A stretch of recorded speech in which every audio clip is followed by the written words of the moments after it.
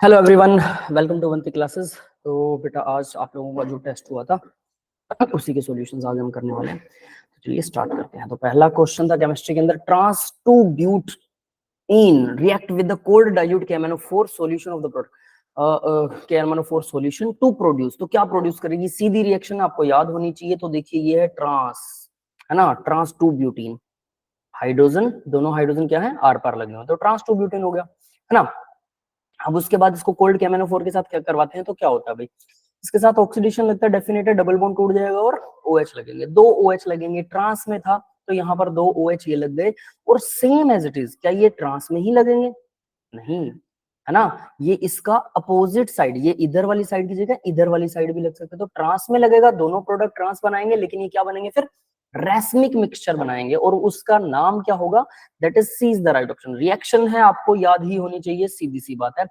2,3 butane diol. तो देखो 2 और 3 पर ये सेकंड कार्बन है, ये थर्ड कार्बन है, ये फर्स्ट लगा लो, ये फोर्थ है ना। 2 और 3 पर डाइओल, दो ओल लगे हुए हैं, ब्यूटेन है ये, ठीक है, दैट इज द नेम। और प्लस माइनस लगा रखा है, मतलब एक प्लस होगा एक माइनस होगा, सीधी सी बात है। ये क्या है आपको पता है इसके बारे में? What is that? It is racemic mixture, enantiomers बनेंगे, दैट्स इट। तो राइट आंसर होगा सी, है ना। रिएक्शन याद होनी चाहिए, अगर आपको याद है तो डेफिनेटली बनेगा। अगर मान लो ट्रांस की जगह वो सिस होता तो क्या बनता? तो मीजोफॉर्म भी बनते। अगर सिस होता तो दोनों OH इस तरफ बनते हैं ना, ये दोनों OH इस तरफ बनते, यहाँ HS होता तो मीजोफॉर्म बनते, ठीक है, यहाँ पर भी H होता तो मीजोफॉर्म बनती, सिर्फ यही डिफरेंस है। तो ये C will be the right option. Next question देखते हैं। Alkyl cyanide undergo Stephen reduction. भाई स्टीफन रिडक्शन में क्या बनता है? रिडक्शन, स्टीफन रिडक्शन के अंदर नेम रिएक्शन है, एल्डिहाइड बनता है, सीधी सी बात, आपको स्टीफन रिडक्शन का पता होना चाहिए। नेम रिएक्शन के अंदर एल्डिहाइड ही बनता है स्टीफन रिएक्शन, है ना। तो ये रिएक्शन आती है तो बहुत अच्छी बात है, नहीं आती तो भाई इसे याद कीजिए, स्टीफन रिडक्शन है क्या, है ना। SnCl2 और HCl के साथ रिएक्शन होती है, सीधी सी बात है, एल्काइल साइनाइड। नेक्स्ट क्वेश्चन बढ़ते हैं। Strongest Lewis acid. Lewis acid क्या होता है? जो लोन पेयर एक्सेप्ट करता है। देखो बोरोन के पास एक ऑर्बिटल खाली होता है, मान लो मैंने यहाँ पर 3 फ्लोरीन जोड़ दिए, है ना, तो ये क्या कर सकता है? ये अमोनिया जैसे बेस से लोन पेयर एक्सेप्ट कर सकता है अपने खाली ऑर्बिटल में, बिल्कुल कर सकता है, ठीक है। Same as it is BCl3, यहाँ फ्लोरीन की जगह क्लोरीन लगा दो, same as it is BBr3, same as it is Bi3। तो सबसे स्ट्रॉन्ग कौन है, कौन ज्यादा टेंडेंसी रखता है लोन पेयर एक्सेप्ट करने की? तो ये आपको बताना है, स्ट्रॉन्गेस्ट लेविस एसिड, क्योंकि ये एसिड है, लोन पेयर एक्सेप्ट करेगा। क्लोरीन के पास में 3 लोन पेयर होते हैं, बिल्कुल होते हैं, क्लोरीन के पास भी होते हैं, ब्रोमीन के पास भी होते हैं, आयोडीन के पास भी होते हैं। ये तीनों लोन पेयर जो है वो फ्लोरीन क्या करता है? डोनेशन टेंडेंसी होती है फ्लोरीन की बोरोन को। क्यों? ये खाली ऑर्बिटल है, घूमते घूमते यहाँ जा सकते हैं। कैसे जा सकते हैं? फ्लोरीन तो मोर इलेक्ट्रोनेगेटिव है, इसके लोन पेयर का और इसके खाली ऑर्बिटल का जो साइज होता है वो कंपैटिबल होता है, और अच्छी खासी इसके अंदर क्या होती है, एक दूसरे के साथ में साइडवेज ओवरलैपिंग ये होती है, ऑलरेडी होती है। आप इसे ऐसा ऐसा कर सकते हैं, ये साइडवेज ओवरलैपिंग दो पी ऑर्बिटल्स, जो एक है किसका, फ्लोरीन का। तो सपोज फ्लोरीन वाला पी ऑर्बिटल जिसमें 2 इलेक्ट्रॉन है, इसमें नहीं है, तो ये आसानी से इधर आ सकते हैं। ये बोरोन वाला लगा लो, ये फ्लोरीन वाला लगा लो, ये पास पास होते हैं। लेकिन जैसे जैसे साइज बढ़ता है, आयोडीन का साइज बड़ा हो गया, तो आयोडीन का साइज बड़ा होने की वजह से, अब यहां देखना जरा, ठीक है, हमें कैसे पता लगेगा, ये कॉन्सेप्ट समझा रहा हूँ, बाकी सब तो आपको पता होगा ना। बोरोन के साथ में मैंने आयोडीन लगा दी, आयोडीन स्ट्रक्चर सेम रहेगा, कोई दिक्कत नहीं है, सब कुछ सेम रहेगा, 3 लोन पेयर रहेंगे आयोडीन के। आयोडीन का साइज होता है काफी बड़ा, इतने बड़े साइज में ये जो लोन पेयर, जो खाली ऑर्बिटल है बोरोन का, ये क्या है, ये इसके लोन पेयर एक्सेप्ट करने की टेंडेंसी कम हो जाती है, लगभग ना के बराबर, ओरिएंटेशन खत्म होता है, करता है लेकिन एज कंपेयर टू फ्लोरीन कम करता है। क्लोरीन थोड़ा और कम हो जाता है, ब्रोमीन और कम होता है, सबसे कम होता है आयोडीन। तो आयोडीन अगर अपना लोन पेयर इसे नहीं देगा तो बोरोन को लोन पेयर कौन देगा? कोई बेस देगा। तो यानी कि बोरोन में आयोडीन अगर जुड़ा है तो ये वाला बेस क्या करेगा, और NH3 अमोनिया जो है ये क्या करेगा, आसानी से अपना लोन पेयर डोनेट कर सकता है। इसी वजह से ये ज्यादा अच्छा लेविस एसिड है। फिर दूसरे नंबर पर आएगा BBr3, तीसरे नंबर पर BCl3, चौथे नंबर पर BF3, यानी सबसे कमजोर लेविस एसिड ये है, क्योंकि ये बैक बॉन्डिंग करता है, इसको बैक बॉन्डिंग बोलते हैं।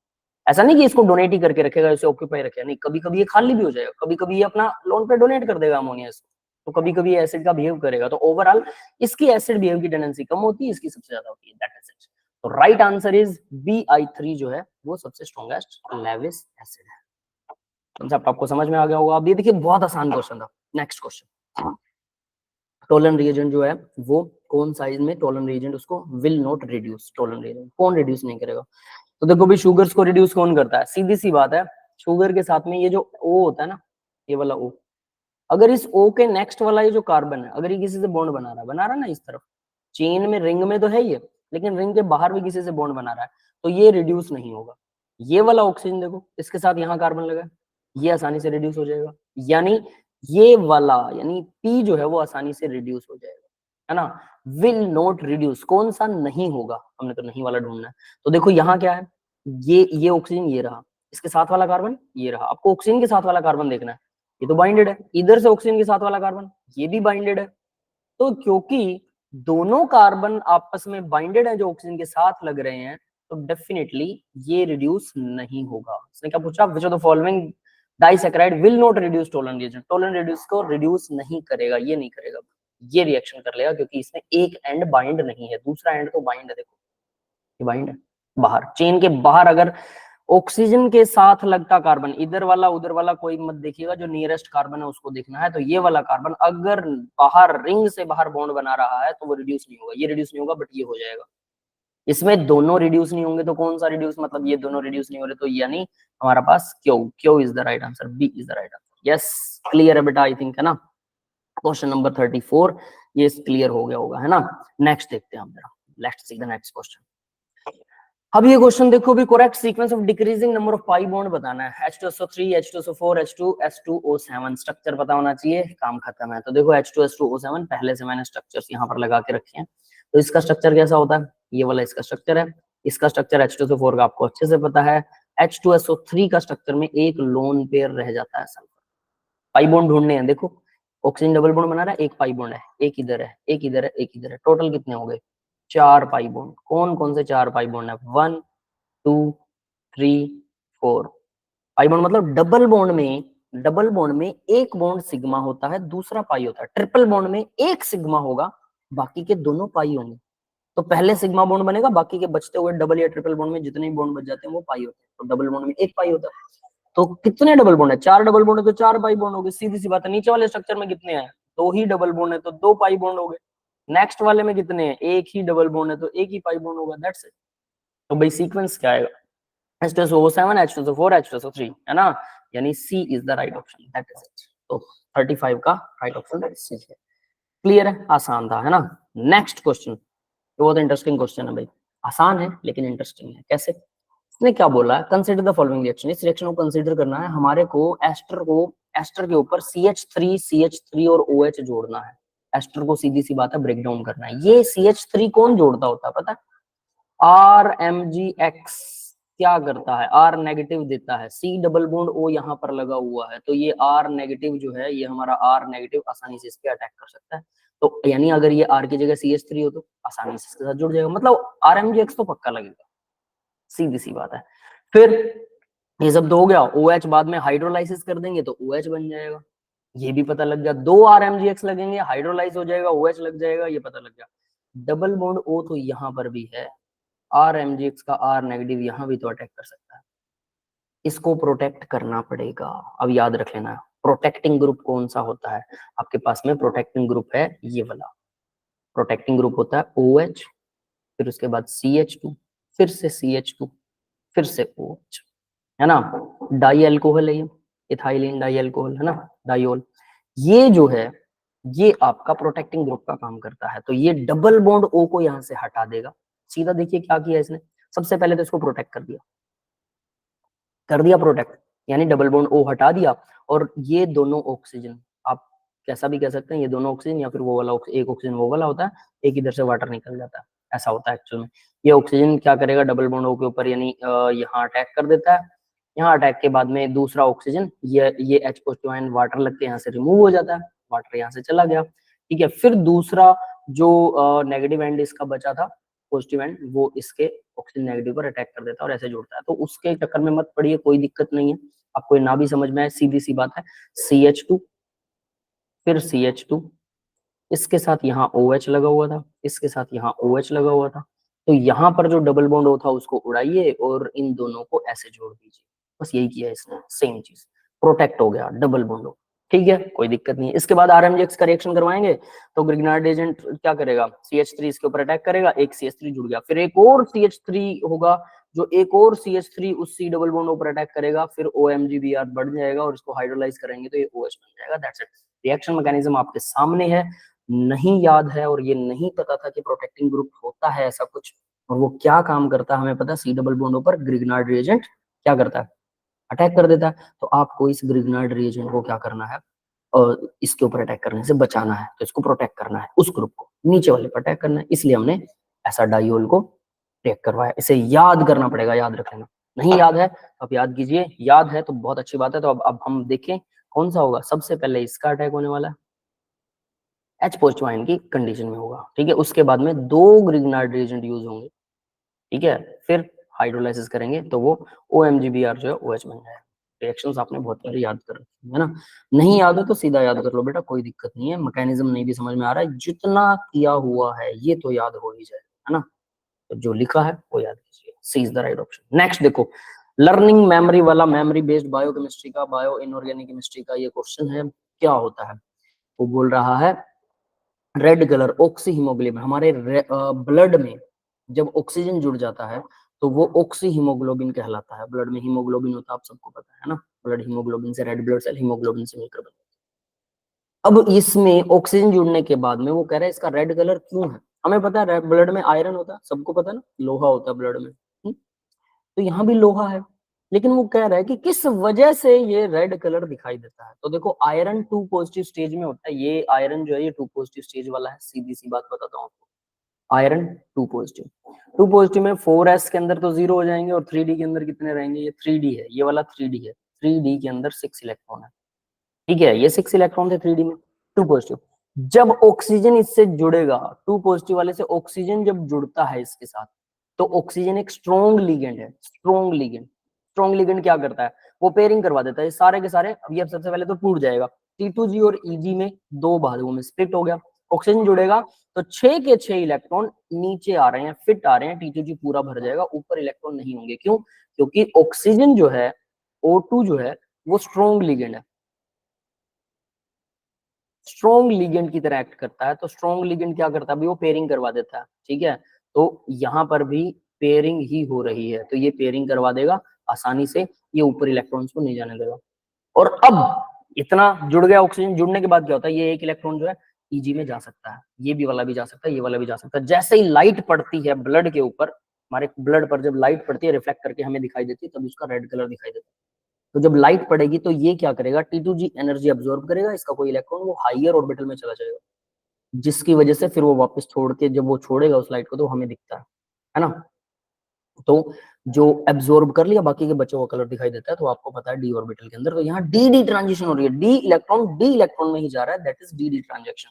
तो इसलिए answer will be A. Yes, clear है बेटा ये सबको। तो इसका आंसर क्या हो गया, दैट इज ए, यानी डी ट्रांजिशन होती है इसमें, बाकी कुछ भी नहीं होता है। नहीं याद था तो अब याद कर लीजिए, सीधी बात, क्वेश्चंस करने का मतलब यही होता है। नेक्स्ट देखो भी, correct order of ironing radius है सीरियम, लैंथेनम, प्रोमीथियम, यटरबियम, है ना, 3 पोजीशन स्टेट के अंदर क्या आएगा इसका आंसर, है ना।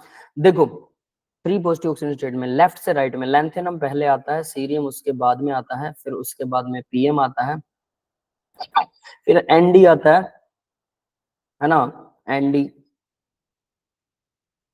फिर PM, पहले ND आएगा बीच में, है ना, फिर YB आएगा, ठीक है। तो ये PM जो है वो उसके बाद में आता है, ND बीच में आता है कहीं, है ना, PM उसके बाद आता है, नो वरी, कोई दिक्कत नहीं। तो हम ये कह सकते हैं कि ये जो इन्होंने दे रखा है PM, इसके बाद में क्या आ रहा है YB, ये सीरीज में है, तो लेफ्ट टू राइट जब जाते हैं तो साइज कम होता है, इसका रीजन है लेंथेनोइड कॉन्ट्रैक्शन। वैसे जनरली भी लेफ्ट टू राइट जाते हैं तो क्या होता है, साइज जो है वो कम हो जाता है।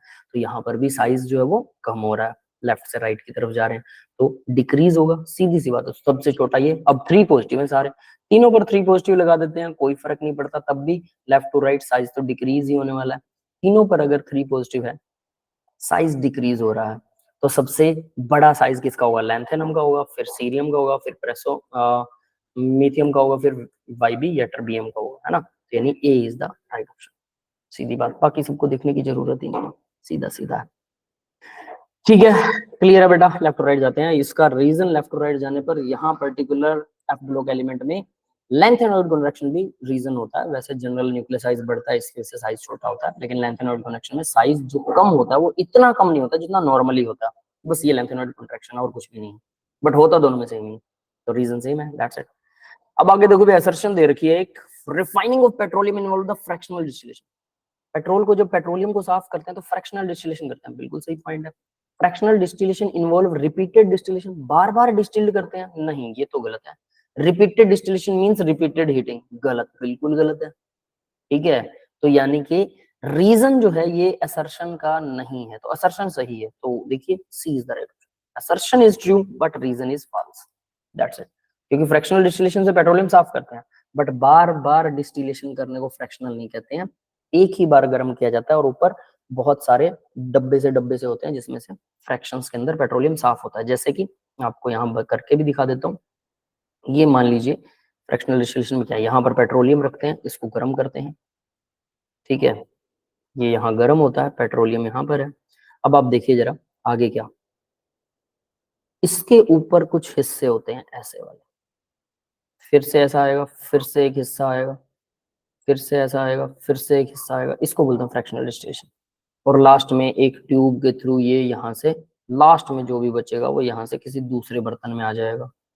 यहाँ पर हमने एक और बर्तन रख दिया, ठीक है, तो ये तो यहाँ आ गया, कंडेंस कर लेते हैं। लेकिन यहाँ पर एक छोटे छोटे पाइप इधर भी लगाए होते हैं, इस तरफ ये छोटे छोटे पाइप्स हैं। अब ये क्या काम करते हैं, देखो यहाँ पर एक ढक्कन लगा होता है, इस जगह पर भी एक ढक्कन होता है। ढक्कन मतलब आप सिंपली कह सकते हैं कि एक कवरिंग होती है ना, ये वाला ढक्कन नहीं दिख रहा होगा, रेड कलर से लगा था, ठीक है, ये वाला ढक्कन, ये ढक्कन लगा, ये ढक्कन बिल्कुल परफेक्ट फिट होता है। ठीक है, तो क्या होता है नीचे से जब हीट आती है तो वो भाप बनती है, जो स्टीम होती है, पानी की नहीं होती, वो पेट्रोलियम की होगी, है ना। तो वो जो भाप बनेगी, है ना, वो जो वेपर्स बनेंगे, वो वेपर इस प्लेट को ऊपर उठाएंगे, प्लेट को ऊपर उठाने में उनका जोर लगेगा, उसकी वजह से उनका टेम्परेचर कम हो जाएगा। अगर वो उस पर्टिकुलर टेम्परेचर पर लिक्विड बन गए तो वो लिक्विड यहाँ से बाहर निकल जाएगा। नेक्स्ट जो भाप बना रह गया, अब भी जो मतलब वेपर फॉर्म में रह गया, तो वेपर क्या करेगा, वो नेक्स्ट प्लेट को उठाएंगे, उसका फिर से टेम्परेचर डाउन हो जाएगा, तो वहां पर कुछ लिक्विड वहां पर निकल गया। तो यहाँ मान लो कि नीचे निकल गया मिट्टी का तेल, यहाँ पर निकल गया पेट्रोल, है ना, फिर उसके अलावा डीजल निकल गया। तो इस तरह से पेट्रोल, डीजल, मिट्टी का तेल ऐसे अलग किया जाता है। इसको बोलते हैं फ्रैक्शनल डिस्टिलेशन। डिस्टिल्ड कर रहे हैं, गर्म करके भाप बना के कंडेंस कर रहे हैं, लेकिन हिस्सों में, दैट इज फ्रैक्शनल डिस्टिलेशन। इसका मतलब ये नहीं तो कि बार बार रिपीट कर रहे हैं डिस्टिलेशन को, एक ही बार गर्म कर रहे हैं। 400 डिग्री सेल्सियस नीचे टेम्परेचर अपने 9th क्लास में पक्का पढ़ा होगा, 9th या 10th में ना। तो C is the right option. Next question देखिए बेटा, इन द रिएक्शन सीक्वेंस, ये रिएक्शन सीक्वेंस दे रखा है, बहुत आसान सा है, देखो जरा ध्यान से, इसमें कुछ नहीं करना। रिएक्शन सीक्वेंस में जो नाइट्रोजन है ना, ये इसके साथ में जुड़ जाता है, डबल बॉन्ड, ये डबल बॉन्ड यहाँ से हट जाता है, ठीक है। उसके बाद आप CH3Br का अटैक करवाएंगे, CH3Br जो है वो अटैक यहाँ करेगा, next to double bond nitrogen यहाँ पर अटैक करता है।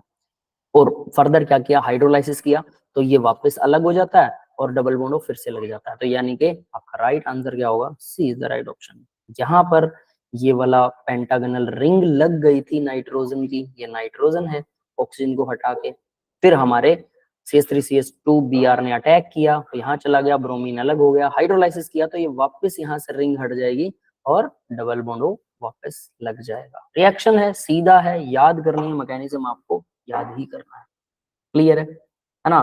तो यानी इसका आंसर क्या होगा, C is the right option for this one. Next question देखते हैं, the order of basic strength of methyl substituent amine in the, ये बहुत इंपॉर्टेंट क्वेश्चन है। बेसिक स्ट्रेंथ देखो क्या होता है, अगर हम बात करते हैं जैसे नाइट्रोजन, इसके साथ एक CH3 लगा दिया मैंने, बाकी NH2 है, फिर नाइट्रोजन है, इसके साथ में दो CH3 है, दो CH3 है और एक NH है, फिर नाइट्रोजन है, इसके साथ में तीनों CH3 है, H है ही नहीं, तीनों CH3 लगा दिए। और याद रखना तीनों नाइट्रोजन के पास में क्या है, अपना लोन पेयर है, तीनों नाइट्रोजन के पास अपना अपना लोन पेयर रहेगा, याद रखना। बेसिक स्ट्रेंथ तभी होगा ना जब लोन पेयर होगा, तो यहाँ पर लोन पेयर है तीनों के पास में। अब अगर ये कार्बन की चेन, यहाँ याद रखना 2 डिग्री हमेशा क्या होता है, 2 डिग्री अमाइन हमेशा, ये है 1 degree, 1 degree, this one is 2 degree, this one is 3 degree, है ना। तो 2 डिग्री अमाइन हमेशा ज्यादा बेसिक होता है, हमेशा 2 पहले आएगा। फिर उसके बाद अगर ये अकेला CH3 लगेगा भाई यहाँ पे, ध्यान रखना, ठीक है। अगर ये अकेला CH3 एक कार्बन की चेन है तो पहले 2 के बाद में कौन सा आता है, अब ये ध्यान देने वाली बात है, 2 के बाद में आता है 1 डिग्री, 1 डिग्री के बाद में आता है 3 डिग्री।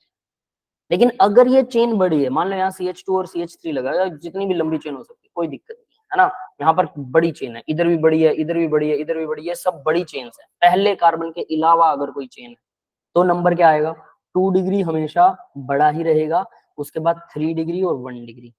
अगर एल्काइल चेन बड़ी है तो if alkyl chain is bigger, if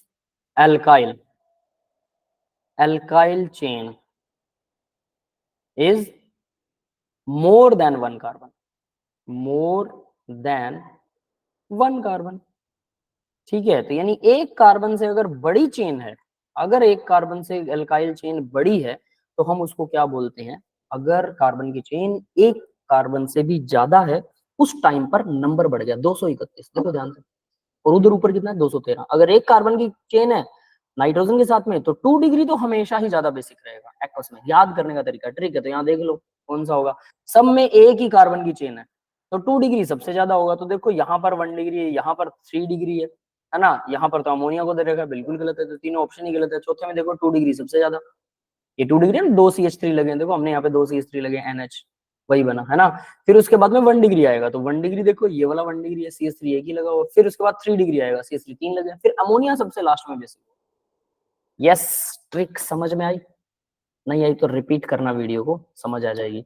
याद रखना है 213 नंबर, अगर एक कार्बन की चेन नाइट्रोजन के साथ लगी हुई है तो 2 डिग्री सबसे पहले, फिर 1 डिग्री, फिर 3 डिग्री, उसके बाद नॉर्मल अमोनिया, लास्ट होगा नॉर्मल अमोनिया, है ना, तो लास्ट में ही रहेगा। तो ये है इसका answer, D is the right.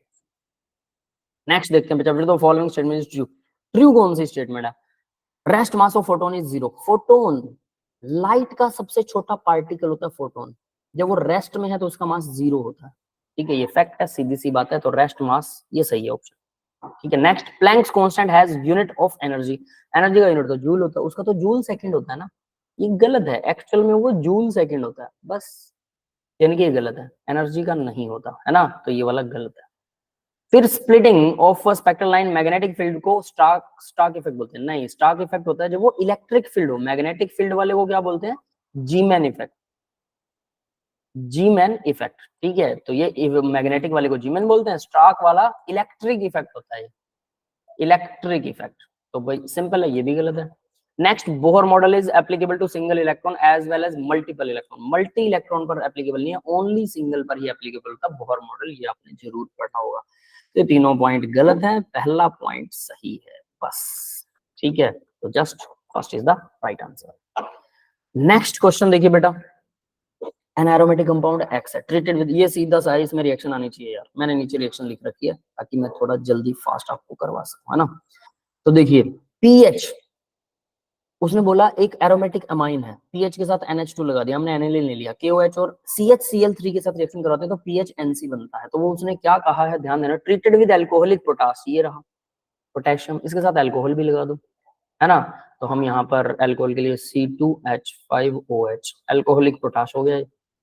अब अल्कोहलिक पोटाश के साथ इसको ट्रीट किया, एंड अनदर वाई, और ये वाई है हमारा CHCl3, then the foul smelling NC बनता है, तो ये हमने बना दिया फिनाइल के साथ NC, आइसोसाइनाइड बन गया। तो ये जो वाई है हमारा वो क्लोरोफॉर्म होता है, chloroform plus KOH, alcoholic KOH के साथ रिएक्शन करवाते हैं एमाइन की, ठीक है, एनालिन की, तो वो NC में कन्वर्ट हो जाता है, H2 हट जाएगा, इसके साथ कार्बन लग जाएगा, ये वाला कार्बन लगता है, ये रिएक्शन याद होनी चाहिए, अमाइंस की रिएक्शन है, अमाइन वाले लेसन में आती है 12th क्लास के अंदर, आपने अगर पढ़ी है तो डेफिनेटली आपको याद होगी। तो ये रिएजेंट, अब देखो इसने क्या गड़बड़ करी, ये तो हमें पता है कि इसको हम कुछ गड़बड़ करेंगे KOH और अल्कोहलिक के साथ में तो ये NC बन जाएगा, आइसोसाइनाइड बन जाएगा, लेकिन उसमें क्या क्या डलता है उसने रिएजेंट पूछ लिया, तो रिएजेंट इसलिए याद रखना बहुत जरूरी होता है, इसमें क्या क्या डलता है ना, तो याद जरूर रखिएगा। आगे देखिए इसने क्या कहा, फिर नेक्स्ट क्वेश्चन ऐसे खत्म नहीं होता है, the Y compound was formed by reacting compound Z, तो ये जो वाई है ना, यानी क्लोरोफॉर्म कैसे बनता है, वो कह रहा है कि जेड कंपाउंड के साथ में क्लोरीन को in the presence of slagged lime, slagged lime होता है CaOH ट्वाइस, तो ये OH ट्वाइस लगा हुआ है। सी स्लैग्ड लाइम ये रहा, क्लोरीन के साथ रिएक्शन करवाएंगे और किसी जेड कंपाउंड को, तो जेड कंपाउंड कौन सा है, तो acetone, first ketone CH3CO CH3 acetone, इसकी रिएक्शन करवाते हैं तो ये आपके पास क्या बन गया, दिस वन COO और ये आपका क्लोरोफॉर्म बनेगा। सीधी रिएक्शन है, याद कीजिए, नथिंग स्पेशल, है ना, क्लियर है। और यहाँ पर भी ब्रैकेट लगेगी क्योंकि कैल्शियम की वैलेंसी 2 होती है, तो ऐसे ऐसे नेगेटिव वाले 2 प्लस कैल्शियम इसके साथ जुड़ते हैं, ये है, दैट्स इट, क्लियर है भाई।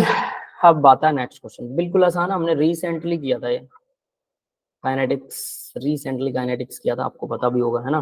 तो काइनेटिक्स के अंदर क्या था, देखिए, which of the following statement is true for first order? A is the initial concentration, X is the concentration at C के, हमें पता है। तो देखो काइनेटिक्स का फॉर्मूला आपको याद होना चाहिए, KT इक्वल क्या होता है, KT equal log A by A minus x लिख लो या AT लिख लीजिए, है ना, या फिर इसे हम ये भी लिख सकते हैं KT equal log A by A minus x. AT जो होता है वो A माइनस एक्स ही होता है, ये हम पहले डिस्कस कर चुके हैं, है ना।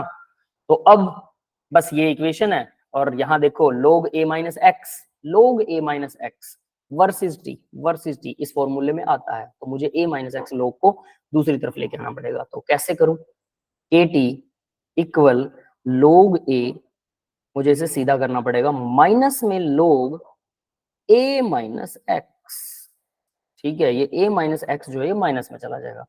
अब मुझे तो log A minus x Y axis पर चाहिए, तो मैं इस माइनस वाले को इधर ले आता हूँ, तो log A माइनस एक्स जो है वो प्लस का हो गया मेरे पास, KT को दूसरी तरफ ले जाऊंगा नेगेटिव KT, और इसके प्लस में log A था, प्लस में log A, दैट्स इट। अब देखो ये बन गया वाई एक्सिस, यही तो था। T हमारा क्या पर है, माइनस, अब देखो ये है हमारा M, है ना, K जो हो गया माइनस का K हो गया M हो गया, और ये M क्या है, स्लोप होता है, ये नेगेटिव है, और T क्या है, T मेरा बन गया एक्स एक्सिस, ये रहा एक्स एक्सिस, और ये क्या बन गया, प्लस में ये C है, y equal M X plus C. तो भाई नेगेटिव स्लोप है मतलब टीचर के क्रॉस की तरह आएगा, टीचर टिक लगाता है ऐसे, क्रॉस में ये वाला यूज करता है ना, तो जब क्रॉस करता है टीचर वो वाला, नहीं यहाँ से ए क्या आ जाएगा मेरा, तो सी क्या है, log a यहाँ पर आएगा log a, ये हो जाएगा log a, ठीक है, simple. a minus log a minus x time मेरा आ गया एक्सिस पर, सही है, बिल्कुल सही है ग्राफ, बिल्कुल सही है।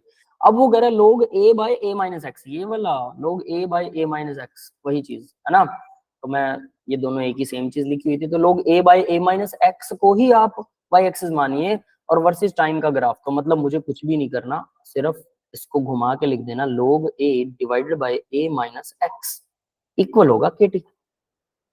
इसको इधर ले गया मैं, इसको इधर ले आया, बात एक ही है ना, पलट के लिखा मैंने, कुछ भी नहीं किया, तो ये मेरा आ गया सीधा सीधा वाई एक्सिस, इसने सीधा ही बोल दिया। ये मेरा क्या आ गया, स्लोप आ गया, एम आ गया, पॉजिटिव एम। ये क्या है, ये एक्स एक्सिस है, मल्टीप्लाई में एक्स एक्सिस, प्लस में सी होता है ना। अब प्लस में सी मतलब प्लस में जीरो, क्योंकि सी तो कुछ है ही नहीं, तो उल्टा लिख दिया मैंने ना, यहाँ पर प्लस में जीरो लिखेंगे तो यहाँ प्लस में सी आ जाएगा, तो सी जीरो, स्लोप जीरो, मतलब यहाँ से स्टार्ट होगा, सॉरी स्लोप नहीं है ये, इंटरसेप्ट है ना, जहां टच करेगी यहाँ से स्टार्ट होगा। पॉजिटिव एम है तो टीचर के टिक की तरह जाएगा, अगर एम नेगेटिव हो, जैसे कि यहाँ पर एम देखो माइनस के था, तो टीचर के नेगेटिव की तरह जा, और क्रॉस की तरह जा रहा था, ये पॉजिटिव है इधर जाएगा। ये ग्राफ भी बिल्कुल सही है, बिल्कुल सही है। नेक्स्ट देखो, हाफ टाइम जो कंसंट्रेशन पर, इनिशियल कंसंट्रेशन के ऊपर हाफ टाइम का बना रखा, तो हमें पता है के टी हाफ 1/2 क्या होता है, 0.693 के इक्वल होता है, या के को नीचे ले जाओ, आपने ये वाला फॉर्मूला किया होगा, है ना, मैं इस तरफ से के उड़ा देता हूँ, तो टी हाफ इसके इक्वल होता है। टी हाफ कंसंट्रेशन पर तो डिपेंड करता ही नहीं हो, तो के पर डिपेंड करता है, इसने बोला इनिशियल कंसंट्रेशन, इस पर तो डिपेंड करता ही नहीं है, तो स्ट्रेट जाएगा, ये भी सही है। तीनों ग्राफ सही है, और हमने ये तीनों ग्राफ किए थे, अगर ये वाला क्वेश्चन किसी ने गलत किया है तो C is the right option, 1 2 3 only, मतलब 1 2 3 ऑल, मतलब सबके सब सही ग्राफ दे रखे हैं। अगर ये वाला क्वेश्चन आपने गलत किया है तो मैंने जो लेक्चर लिया था ना बेटा, मतलब वो आपने ढंग से किया ही नहीं है ना, वन शॉट में करवाया था, और ये काइनेटिक्स का देखो कितना आसान क्वेश्चन आया, हम ये सारे ग्राफ कर चुके हैं। नेक्स्ट देखो, रिलेशनशिप है भाई केपी केसी के बीच में, केसी जो केपी जो होता है, केसी आर टी नेट और डेल्टा एन होता है, पावर डेल्टा एन, ठीक है। What would the delta N for the reaction, सबसे आसान क्वेश्चन है। डेल्टा एन क्या होता है, gaseous product, product gas form में माइनस रिएक्टेंट गैस फॉर्म में, और ये नंबर ऑफ मोल्स होते हैं, ठीक है, ये होता है delta N, number of moles. तो प्रोडक्ट और रिएक्टेंट, प्रोडक्ट क्या है भाई, वो तो सॉलिड है, नहीं सॉरी ये रहा बैलेंस होनी चाहिए इक्वेशन, बैलेंस है, बिल्कुल बैलेंस है। इसका नंबर ऑफ मोल 1 है, इसका नंबर ऑफ मोल 1 है, टोटल कितने हो गए प्रोडक्ट में, तो डेल्टा एन जो है वो प्रोडक्ट के नंबर ऑफ मोल मतलब 2 माइनस में इसके number of mole, this is solid, ये सॉलिड है।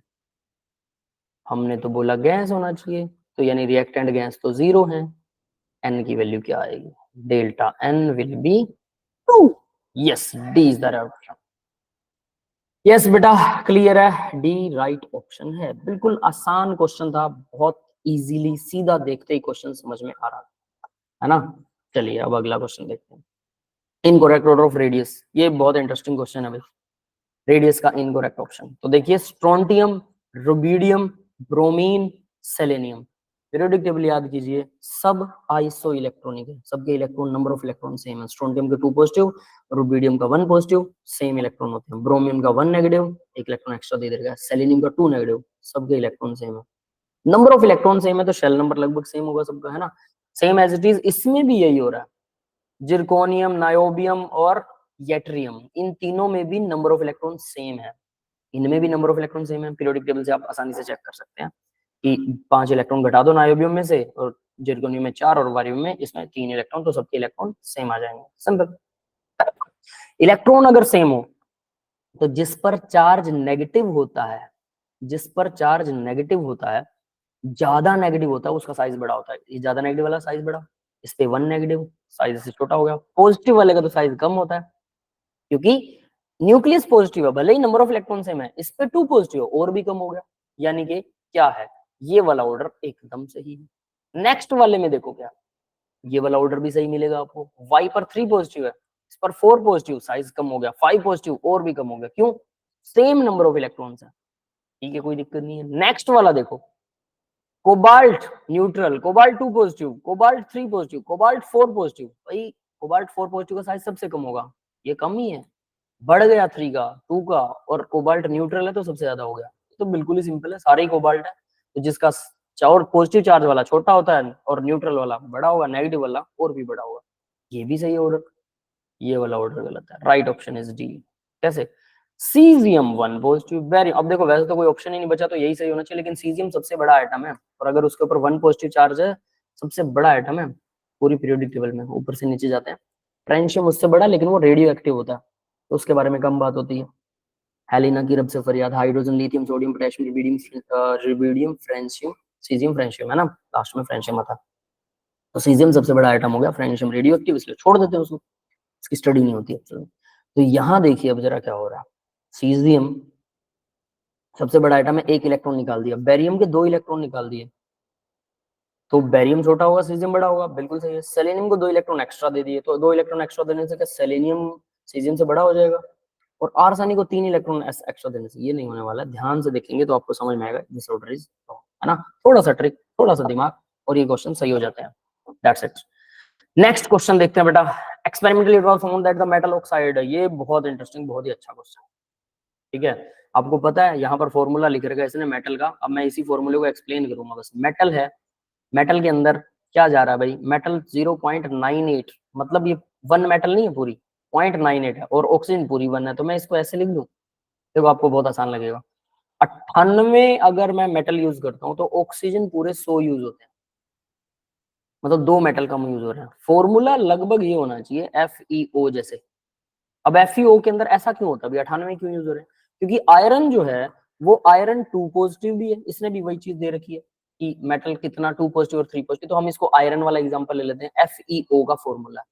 तो मेटल हो सकता है यहाँ पर 2 पॉजिटिव और 3 पॉजिटिव, कुछ 3 पॉजिटिव वाले मेटल इसके अंदर घुस जाते हैं, ठीक है। मेरा लैपटॉप डाउन जा रहा है, एक बार चार्जिंग लगाता हूँ, ठीक है।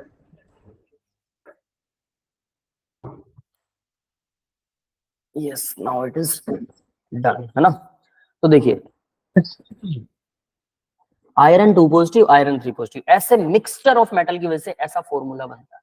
ये फॉर्मूला गलत नहीं होता, ज्यादातर इसमें FeO ही है, मतलब 2 पॉजिटिव वाले ही है। तो मान लो कि हम लोग एक जनरल प्रेडिक्शन लगाते हैं कितने मेटल्स हैं और कितने नहीं है ना।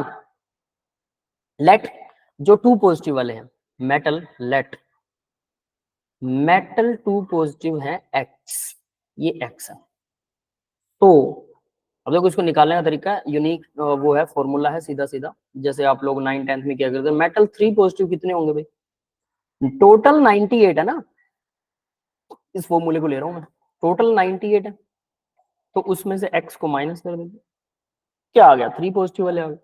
अब मुझे क्या निकालना है, ठीक है, percentage of metal that exist in three would be, percent निकालनी है, ठीक है। तो अब मैं क्या करूं, फॉर्मूला बनाऊं, मान के चलो टू पॉजिटिव वाले x है, तो मुझे पता है, अब ध्यान से देखना इस चीज के अंदर, x को टू पॉजिटिव है ना, तो अगर टोटल x मेटल है, अगर मैं इसको 2 से मल्टीप्लाई कर देता हूँ, क्योंकि एक पर चार्ज कितना है, टू पॉजिटिव, तो x मेटल पर कितना होगा। तो मुझे हिचकियां आ रही है, don't know, sorry for disturbance. हाँ देखते हैं सही हो जाए। तो देखिए टू पॉजिटिव, हम कहां पर थे, हाँ, तो एक मेटल, अगर एक मेटल पर टू पॉजिटिव है, एक्स मेटल पर कितना होगा, उससे मल्टीप्लाई कर दिया, प्लस में एक मेटल पर थ्री पॉजिटिव है, तो 98 माइनस एक्स मेटल पर कितना होगा, थ्री से मल्टीप्लाई कर दिया। अब इन दोनों का टोटल चार्ज कितना होना चाहिए, सोचो जरा, इन दोनों का टोटल चार्ज, इसमें टू पॉजिटिव था, एक्स मेटल से मल्टीप्लाई कर दी, इसके ऊपर थ्री पॉजिटिव था, इसको भी एक्स से मल्टीप्लाई कर दी, टोटल चार्ज कितना बनेगा, जितना ऑक्सीजन के ऊपर नेगेटिव चार्ज है, तो 100 ऑक्सीजन के एटम्स पर 100 ऑक्सीजन के एटम से मल्टीप्लाई में टू, क्योंकि एक ऑक्सीजन पर नेगेटिव चार्ज है, टू नेगेटिव है, तो 100 ऑक्सीजन पर इतना नेगेटिव चार्ज हो जाएगा, तो मुझे इतना ही पॉजिटिव चार्ज चाहिए ना टोटल, बस अब आपकी इक्वेशन बन गई, ये ध्यान देना था, ठीक है।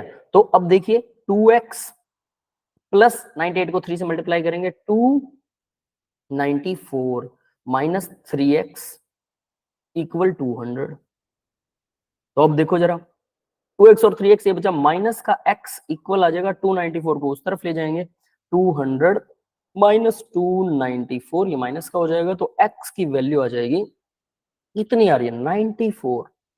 तो अगर टोटल 100 थे, 94 x है, अब देखो x की वैल्यू 94 आ गई, तो 98 माइनस x यानी कि 94, कितने हो गए, 4। ये आ गए आयरन, आयरन या मेटल लगा लो, यहाँ पर मेटल लिखा हुआ है, मेटल टू पॉजिटिव, और ये आ गए metal three positive, three positive वाले 4, टू पॉजिटिव वाले 94। अब इसको आप काउंट करके देख भी सकते हो कि 100 ऑक्सीजन पर 200 चार्ज होता है ना नेगेटिव, 100 ऑक्सीजन पर 200 नेगेटिव चार्ज, तो मुझे 200 पॉजिटिव चार्ज चाहिए, ठीक है, कैसे, 94, ये चार, चार पॉजिटिव चार थी, अब 12, इससे तो बनेगा 12 पॉजिटिव, और 94 का डबल कर लो, कितना आएगा, 8 दूना 16 कम हो जाएगा, 86, 84 है ना, नहीं सॉरी, कितना आएगा भाई, 4 दूना 8 और 9 दूना 18, 188, 188 है ना, 188, 188 क्या आ गया, इसका चार्ज प्लस हो गया, इसकी वजह से, मेटल की वजह से, क्योंकि टू पॉजिटिव होता है, और 12 प्लस में हो गया, कितना बन गया, 200, टोटल 200 बन रहा है, बिल्कुल सही, इसका मतलब हमने सही कैलकुलेशन किया है, क्योंकि ऑक्सीजन टोटल 200 ही नेगेटिव बनाएगी, दैट्स इट। आसान क्वेश्चन है, थोड़ा सा ट्रिकी है, मैं इसको नहीं मानता कि ये केमिस्ट्री का क्वेश्चन है, बस थोड़ा सा केमिस्ट्री का फॉर्मूला यूज हुआ है ना, 9th 10th का जनरल मैथ है, जनरल एप्टीट्यूड कह सकते हैं। नेक्स्ट क्वेश्चन देखते हैं बेटा, अब ये क्वेश्चन थोड़ा सा खतरनाक लगता है, बट ध्यान दोगे, बहुत आसान है, सिर्फ एक फॉर्मूला आना चाहिए, पीएच क्या होता है, पीके प्लस लोग सॉल्ट बाय एसिड, ठीक है, पीके उसने बता रखा है, देखो पूरा क्वेश्चन देखना, पीएच हमें ये निकालना है, पीएच निकालना है ना, in order to maintain the 7.4, तो 7.4 पीएच, सॉरी इसने दे रखा है, तो मैं यहाँ पीएच की जगह तो भरूंगा 7.4, ये तो उसने दे रखा कि 7.4 मुझे पीएच चाहिए, पीके इसने के दे दिया, H2CO3 का ब्लड के अंदर वो कितना होता है, तो नेगेटिव लॉग कर दिया मैंने, किसका, के का नेगेटिव लॉग पी के होता है, तो नेगेटिव लॉग कर दिया मैंने, किसका नेगेटिव लॉग किया, 4.0 मल्टीप्लाई में 10 रेज पावर -7, इसका नेगेटिव लॉग कर, ये मेरे पास आ गया पीके, ठीक है, प्लस लोग, अब यहां मुझे क्या चाहिए, साल्ट की कंसंट्रेशन चाहिए और डिवाइड में एसिड की कंसंट्रेशन चाहिए, है ना, यही चाहिए। तो इसको हम बस इसकी वैल्यू आ गई तो समझ लेना आपके पास आंसर आ गया। तो देखो भाई इसकी वैल्यू निकालते हैं, कैसे निकलेगी। इसने क्या कहा था, ब्लड का पीएच है, प्रॉपर बैलेंस के लिए H2CO3 चाहिए और NaHCO3 चाहिए, दोनों चीजों का कॉम्बिनेशन चाहिए। ठीक है, ठीक है।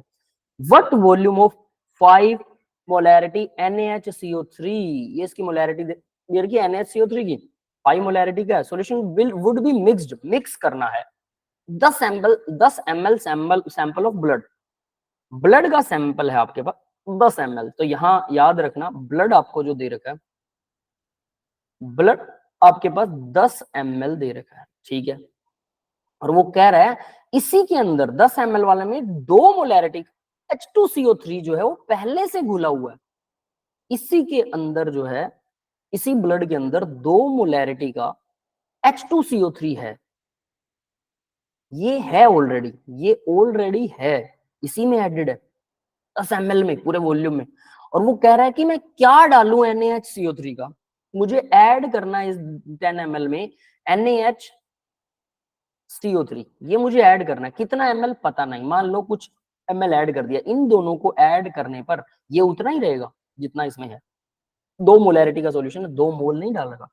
तो इससे क्या होगा, उसका पीएच 7.4 हो जाना चाहिए, तो मैंने पहले ही लिख लिया कि वो 7.4 होगा, बात खत्म। ठीक है, पी ठीक है, उसने दे रखा, मैंने ये भी लिख लिया। मुझे पता है कि अगर लोग साल्ट बाय एसिड, तो मुझे इसकी कंसंट्रेशन और इसकी कंसंट्रेशन पता होनी चाहिए। अब आप कहेंगे सर साल्ट की तो निकालनी है, ठीक है, और एसिड की तो उसने दे रखी कंसंट्रेशन 2 मोलैरिटी, नहीं ये कंसंट्रेशन नहीं दी उसने, दिस इज नॉट कंसंट्रेशन, ये तो इतनी मोलैरिटी का इसमें कुछ डाल रखा उसने, पता उसने कितना डाला है। ठीक है, तो अब हम निकालेंगे कि 2 मोल, अब जरा ध्यान देना, मैं इसको रब कर रहा हूँ ताकि आपको बेटर समझ में आएगा। अब देखो 2 मोलैरिटी का H2SO4 है, मतलब क्या हुआ कि 1 लीटर यानी कि 1000 ml H2CO3 कार्बोनिक एसिड, ये इक्वल इसमें 2 मोल होते हैं, 1000 ml सॉल्यूशन में 2 मोल है इसके, मेरे पास तो 10 ml सॉल्यूशन है ना, इसके अंदर भी इसकी कंसंट्रेशन 2 मोल ही आ रही है, तो कैसे आएगी, तो 10 ml में कितना डाला होगा, 1 लीटर में 2 मोल होते हैं, तो 10 ml में कितने होंगे, ब्लड का 10 ml का सैंपल है, उसके अंदर उसने 2 मोलैरिटी वाला कुछ डाल रखा कि जिससे इसकी मोलैरिटी 2 हो जाए 10 ml में भी। तो मैं 10 ml में क्या करूंगा, 1 ml के लिए 2/1000 ml, इतना मोल, इतने मोल डलेगा। और 10 ml अगर मेरे पास सैंपल होता है तो 10 ml में कितना मोल होना चाहिए, अब मैंने वो निकाल लिया, मल्टीप्लाई में 10 आ गया, एक जीरो से एक जीरो कट जाएगी, तो ये मेरे पास आ 0.02 मोल, इतना मोल मेरे पास H2CO3 है, किसके अंदर है, ब्लड के अंदर है, 10 ml के अंदर कितना है, तो मैं इसको अब विजुअलाइजेशन दूंगा आपको कि 10 ml में, ये लो, ये मेरे पास 10 ml ब्लड है, ये मेरे पास 10 ml ब्लड है, इसके अंदर कितना मोल, क्योंकि उसने मोलैरिटी बता रखी थी 2 मोलैरिटी का, तो मैंने उससे 10 ml में 2 मोलैरिटी मतलब 1 लीटर अगर ब्लड होता तो मेरे पास 2 मोल होते हैं CO3 के, और मेरे पास तो 10 ml है, 1000 ml में 2 मोल होते हैं, तो 10 ml में कितने मोल है, तो ये मेरे पास आ गया मोल। तो मुझे पता है इसके अंदर, इस ब्लड के अंदर 0.02 मोल, मुझे पता है क्या है मेरे पास, H2CO3 है, पहले से मिला। ये आपको विजुअलाइजेशन होना चाहिए, बड़े आराम से प्यार से करवा रहा हूँ क्योंकि ये क्वेश्चन बच्चों को मुश्किल लगता है ना। तो देखिए इतना होना चाहिए, इतना है, ये होना नहीं चाहिए।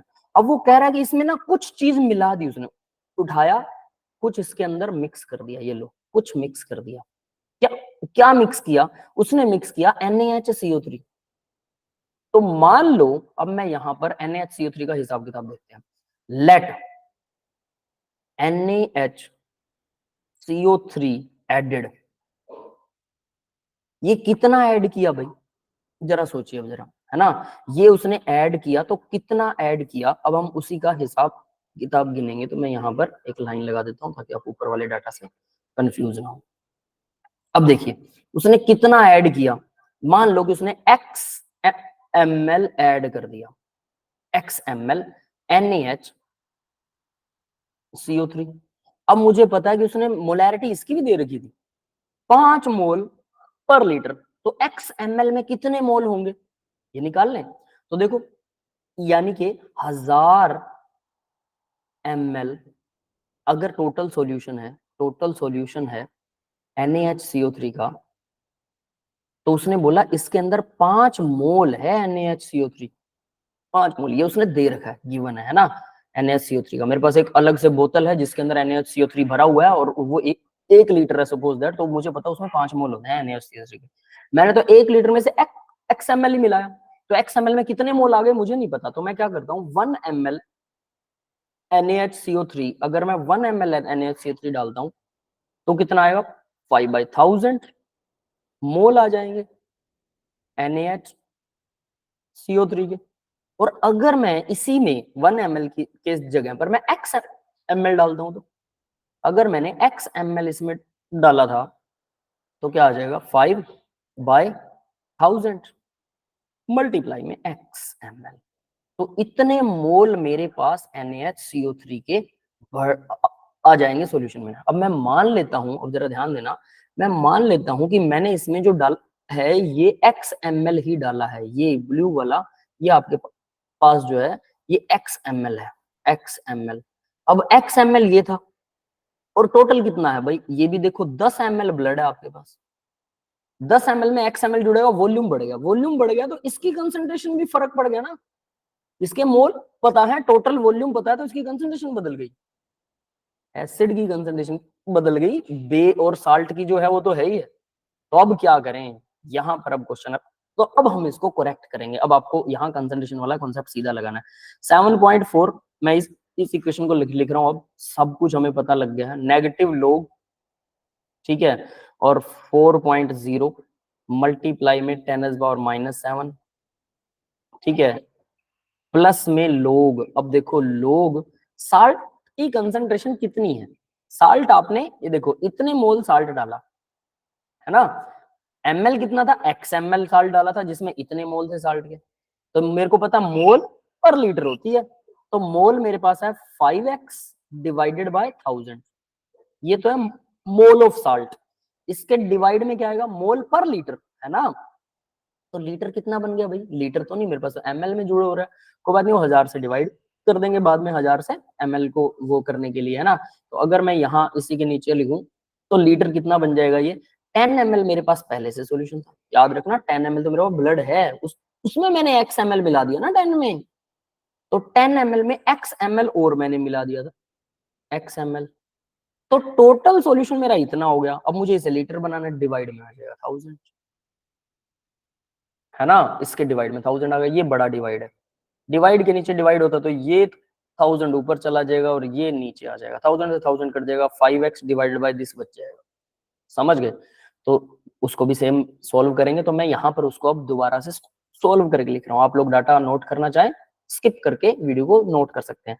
तो ये 1000 कट गया और ये 1000 कट गया, तो मेरे पास क्या आया, अब ध्यान दे लेना, ये कंसंट्रेशन निकाल दी मैंने, तो 5x डिवाइडेड बाय 10 ml, अब ये 10 प्लस 5 एक्स ml है ना, 10 प्लस एक्स ml, अब ये लीटर में हो गया क्योंकि 1000 से 1000 कट चुका है, तो ये given number of mole 5x/1000 थे, divide by solution in litre, दोनों को डिवाइड किया, 1000 से 1000 कट गया क्योंकि मेरे को लीटर बनाना था, तो ये बच गया।